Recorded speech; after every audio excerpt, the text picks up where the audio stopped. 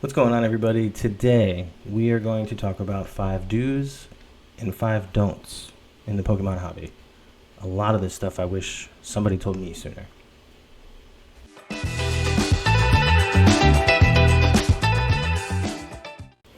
Thank you guys so much for checking out the video. My name is Kyle, this is Spin Out Cards, and recently I've been ripping 151 and Paldean Fates, and it dawned on me that I should make a video about this. A lot of these things are just thoughts floating around in my head, and I was like, you know what, I'm going to get them out on paper and then into a video. If Pokemon content is your thing, make sure you subscribe to the channel. If anything at all in this video is relatable, make sure you leave a like on it and tell me about it down in the comments. I'm sure it will. Without further ado, let's get into my 5 do's and 5 don'ts. Do number 1. Easily the most important on this list. Establish a budget. It looks different for everybody, but it is absolutely critical. Don't let opportunities pass you by because you bought one too many ETBs from Target, and then all your friends are opening up the new set and you have to sit on the sidelines and act like everything's okay. They ask you how you are, you just have to say that you're fine when you're not really fine, but you just can't get into it because they would never understand. It's just not a good look ever under any circumstances. And bonus points, create like a Pokemon account, like a store of money that you can use to buy products, slabs, raw cards, just like a designated Pokemon account. And if you're deep enough into the hobby, you can start using that to flip cards, trade cards, and with a little bit of due diligence, that thing will become self-sustaining. Okay, the first don't of the video, and that is rip packs until the sun is coming up in the morning and you can start to hear the birdies chirping outside. I get it, all right? I've been there, I feel you, believe me.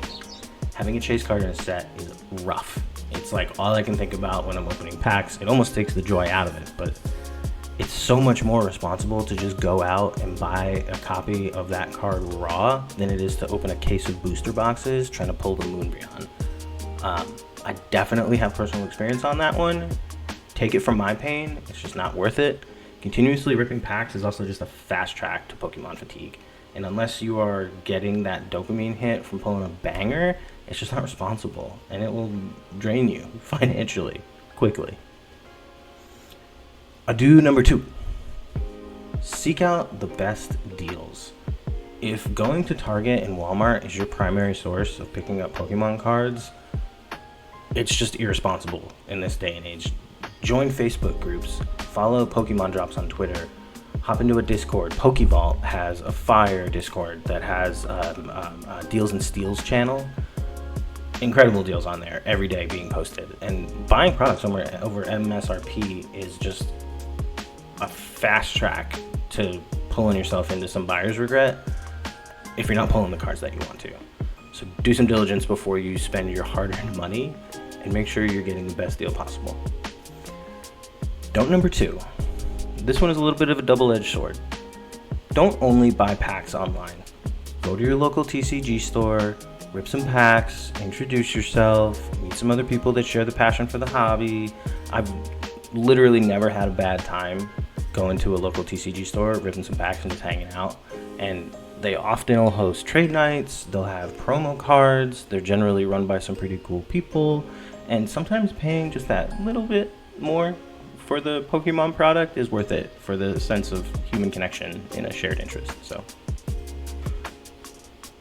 do number 3. You got options for this one. 1, try to complete a master set. 2, actually learn how to play the TCG. So long as Pokemon cards are collectible, at the end of the day, it is always going to be a TCG at heart. And immersing yourself into the hobby, learning how to play the game, learning how to build decks, it brings in a whole social aspect. It'll introduce you to a lot of cool people. It's competitive. Learning how to build the decks and then start winning with your deck is super rewarding. And for option number 2, completing a master set is a huge undertaking and challenge in today's day and age.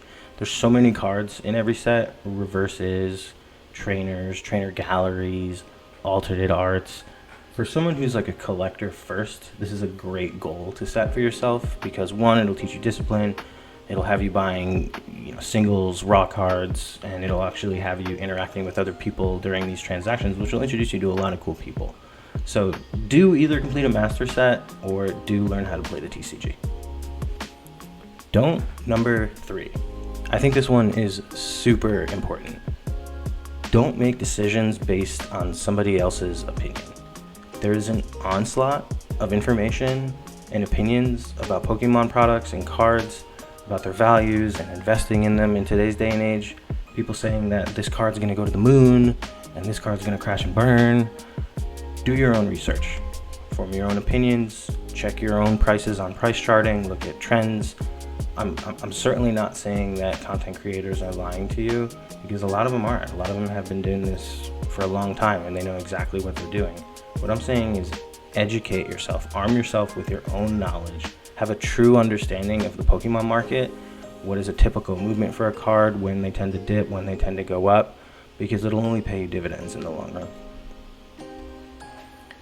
My 4th do, go to a convention, Collect-A-Con, a local card show, card party, Worlds, if you're lucky enough.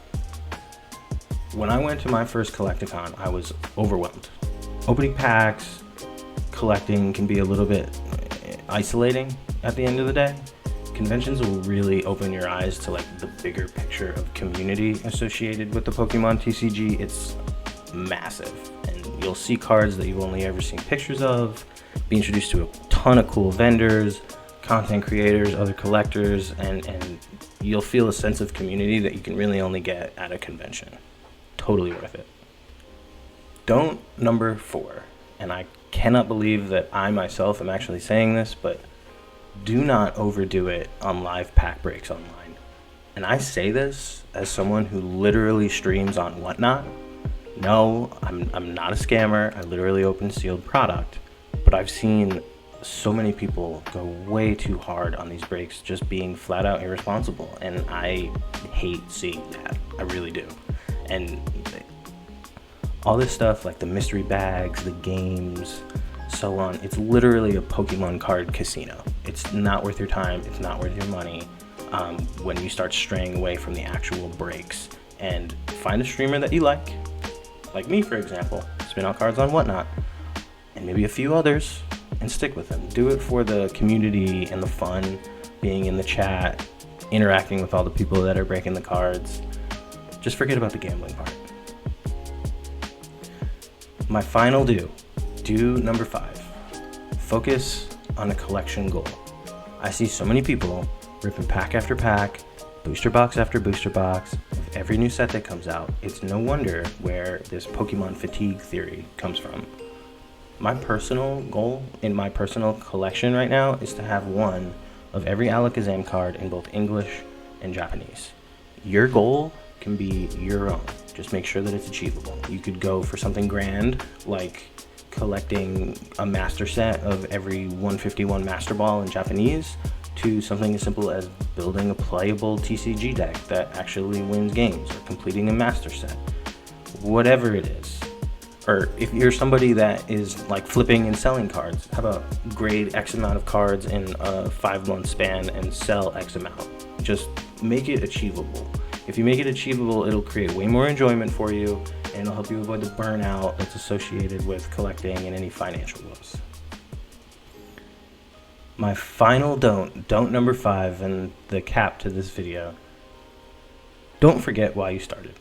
I've been collecting, selling, flipping, breaking, interacting with this hobby for years now, and I can say that I've never once ever really felt bored in it. At the end of the day, it's a shared love for the games, the nostalgia, the TCG, the community, the art, the chase, the buying, the selling. Whatever it is that you enjoy most about the Pokemon hobby, remember that.